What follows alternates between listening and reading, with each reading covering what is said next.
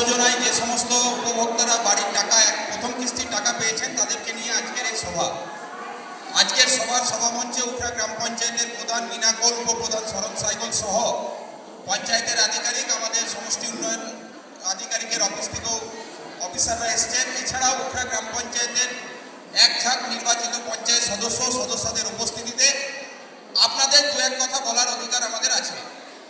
আমরা সকলেই জানি প্রায় 2019-20 সালের পর থেকে কেন্দ্রীয় সরকার পশ্চিমবাংলার প্রতি যে বঞ্চনা করেছিলেন, 100 দিনের বকেয়া টাকা এবং আবাস যোজনার টাকা একেবারে আটকে রেখেছিলেন এবং সিবিআই তদন্ত সমস্ত কিছু করার পরও কোনো দুর্নীতি প্রমাণ না করতে পারা সত্ত্বেও এখনো পর্যন্ত আমাদের রাজ্য সরকারকে তাদের যে কেন্দ্রীয় প্রকল্পের টাকা, কেন্দ্রীয় বরাদ্দের টাকা, সে টাকা দেয়নি। কিন্তু বাংলার মুখ্যমন্ত্রী, মানবিক মুখ্যমন্ত্রী মমতা বন্দ্যোপাধ্যায় ঘোষণা করেছিলেন ঠিক 1 বছর আগে, এই ডিসেম্বর মাসেই দিল্লির রাজপথ থেকে ঘোষণা করেছিলেন যদি কেন্দ্রীয় সরকার বাংলার আবাস যোজনার টাকা এবং 100 দিনের বকেয়ার টাকা না দেয়, পশ্চিমবঙ্গ সরকার নিজের আর্থিক তহবিল থেকে সেই টাকা আপনাদের কাছে প্রদান করবে। এবং সেই কথা মতোই আপনাদেরকে 100 দিনের কাজের টাকাও কিছুদিন আগে মিটিয়ে দেওয়া হয়েছে।